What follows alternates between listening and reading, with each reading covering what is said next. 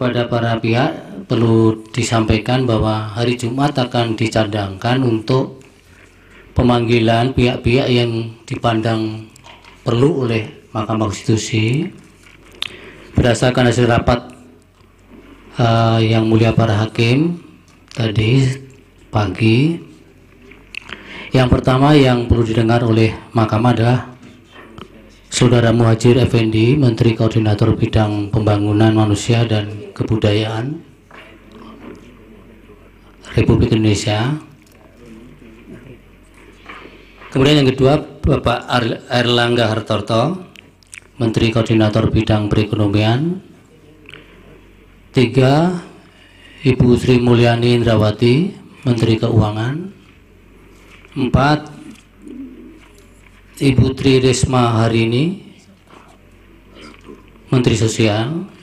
Dan lima, dari Dewan Kehormatan Penyelenggara Pemilu. Jadi lima yang dikategorikan penting didengar oleh Mahkamah.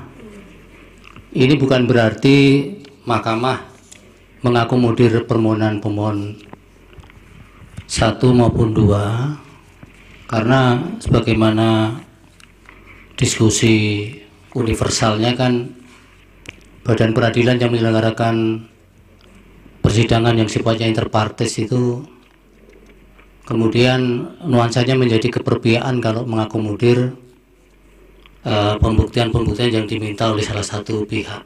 Jadi semata-mata Pak Uto untuk kepentingan para hakim.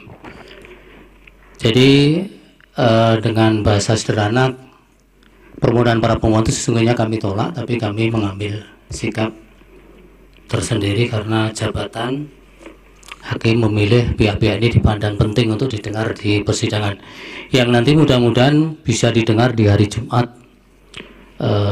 tanggal 5 April 2024. Kemudian catatan berikutnya adalah karena ini keterangan yang diminta oleh Mahkamah, maka nanti pihak-pihak tidak kami sediakan waktu untuk mengajukan pertanyaan. Jadi yang melakukan pendalaman hanya para hakim. Baik, silakan Prof, sebelum ditutup. Baik, terima kasih Pak Ketua. Begini saya kira untuk yang pemohon 1 sudah selesai saksinya, tetapi setelah saya mencermati jawaban dari KPU, termasuk kemarin keterangan dari Bawaslu, memang dari KPU masih minim ya yang disampaikan tersebut. Sementara saya membaca, nanti mohon diklarifikasi ya, dari Bawaslu bahwa ada siaran pers Bawaslu yang disampaikan 15 Februari 2024 jam 6 WIB, yaitu menyatakan ada 13 jenis masalah di dalam pemungutan suara dan 6 masalah penghitungan suara, yang diantaranya itu adalah 37.466 TPS yang pembukaan surat suaranya dimulai pukul 7, itu juga ada di dalam keterangan Bawaslu. Kemudian ada 2632 TPS yang didapati oleh Bawaslu, ada mobilisasi pemilih. Kemudian ada 189 TPS yang didapati oleh Bawaslu bahwa pengawas tidak memberikan C hasil salinannya. Dan 2.162 TPS yang didapati ada ketidaksesuaian jumlah hasil penghitungan surat suara sah dan tidak sah dan seterusnya. Itu ada 13 jenis masalah pemungutan suara dan 6 masalah penghitungan suara. Karena ini siaran pers dari Bawaslu sebagai penyelenggara pemilu, jadi saya mohon ada bukti dari KPU, nanti berkoordinasi saja dengan Bawaslu.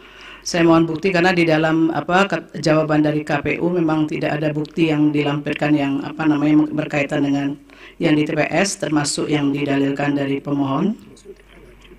Ya, ini saya mohon agar dapat disampaikan bukti-bukti ya, yang ini Mahkamah yang meminta ya. Ini Mahkamah yang meminta ya, sekali ini Mahkamah yang meminta, sebagaimana tadi Pak Ketua juga mengatakan Mahkamah yang berkebutuhan terkait dengan keterangan dari pihak-pihak dari menteri-menteri terkait tersebut. Oleh karena itu kami meminta untuk dapat diberikan bukti 37.466 TPS yang merupakan siarpes dari Bawaslu itu TPS-nya mana saja. Artinya koordinasi dari Bawaslu dan KPU itu berkenaan dengan 13 jenis masalah pemungutan suara dan 6 jenis masalah penghitungan suara. Itu kan ada sekian ribu TPS itu ya.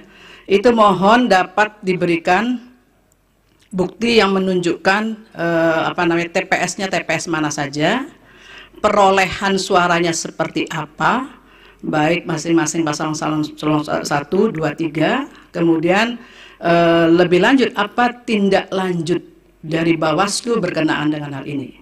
Karena ada beberapa memang didalilkan oleh pemohon 1 dan pemohon 2, tetapi karena ini munculnya dari Bawaslu, sehingga kami yang berkepentingan untuk melihat lebih jauh persoalan terkait dengan apa yang sudah menjadi konsumsi publik tersebut. Jadi mohon itu dapat kemudian diberikan kepada kami, termasuk dari Bawaslu untuk dapat dilengkapi lebih detail lagi ya soal hal tersebut yang sudah disampaikan dari keterangan pers Bawaslu tersebut.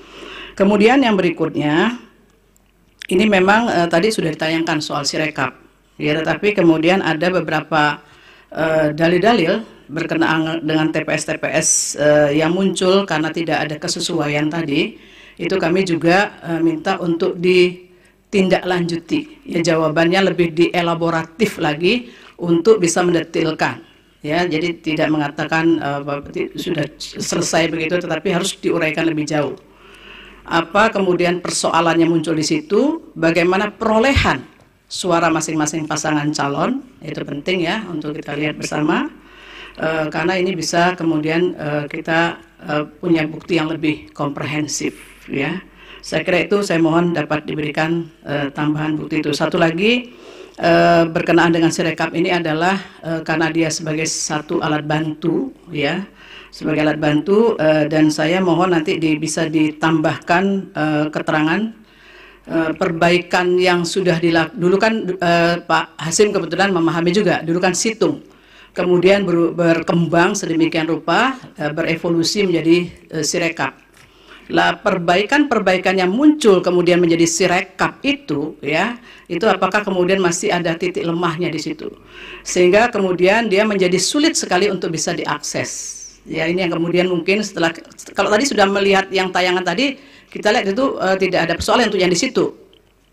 Tetapi pada saat mungkin pada load yang begitu besar, itu apa yang kemudian menyebabkan ini juga menjadi kendala. Jadi seakan-akan ini seperti kita merimain model situng yang dulu itu. Ya, mohon itu kemudian dapat dijelaskan tentang evolusinya seperti apa, kemudian apa kendalanya di situ atau masalah yang masih muncul berkenaan dengan Sirekap itu. Saya kira itu mohon untuk dielaboratif sedemikian rupa semua bukti-bukti ada untuk kepentingan mahkamah. Terima kasih.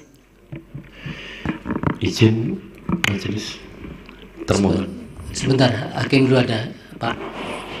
Silakan Yang Mulia. Baik, terima kasih Yang Mulia Ketua. Ini saya untuk termohon ya. Tadi dalam keterangan ahli dari Pak Bambang Eko menjelaskan terkait dengan kronologis tahapan pendaftaran paslon dan kesesuaian dengan peraturan perundangan. Kemudian ahli dari Profesor Ridwan menyebut terkait surat KPU nomor 1145/PL dan seterusnya 2023 tentang tindak lanjut putusan MK nomor 90 ini dapat dikualifikasi sebagai instrumen yuridis yang sah. Nah, saya ingin konfirmasi apakah ini surat biasa ataukah berbentuk semacam surat edaran yang bentuk hukumnya Blitzregel. Ini saya kira penting karena kalau dilihat dari tahapan kronologis itu PKPU 19/2023 itu ditetapkan 9 Oktober, kemudian putusan MK 90 itu 16 Oktober, sementara surat PKPU ini 19 Oktober. Lalu verifikasi pendaftaran 25 Lalu peraturan KPU yang baru 23 itu merubah 19. Ini tanggal 13 November. Hanya mohon konfirmasi itu saja. Terima kasih. Terima kasih Yang Mulia. Pak Azim sekalian tadi mau tanya apa, tapi jawab dulu itu. Yang dari Yang Mulia Prof. Beni dan Terima Pak kasih. Daniel kalau ada kaitan. Terima kasih. Yang berkaitan dengan jawaban kami yang belum detail, kami sudah menyiapkan katakanlah untuk mendetailkan itu dari segi jumlah poin atau jumlah topiknya tetap. Hanya saja masing-masing topiknya kami tambahkan untuk penjelasan-penjelasan. Kemudian yang kedua, di dalam daftar alat bukti juga kami tambahkan dengan kolom keterangan penjelasan tentang alat bukti, misalkan surat atau dokumen ini sebetulnya membuktikan untuk apa atau menjelaskan apa. Kemudian yang ketiga, tentang nama-nama TPS yang muncul dalam persidangan nanti akan kami siapkan form C hasil plano yang ada di dalam Sirekap untuk menjadi alat bukti tambahan, berikut direkap di tingkat kecamatan sebagai pembandingnya. Kemudian yang berikutnya soal permohonan nomor 1 dan nomor 2 yang mendalilkan sejumlah pelanggaran atau apapun istilahnya itu pada hari pemungutan dan penghitungan suara yang merujuk kepada rilis Bawaslu. Kami terus terang saja surat dari Bawaslu tentang hal tersebut belum pernah menerima. Jadi kami ini tahunya juga dari media.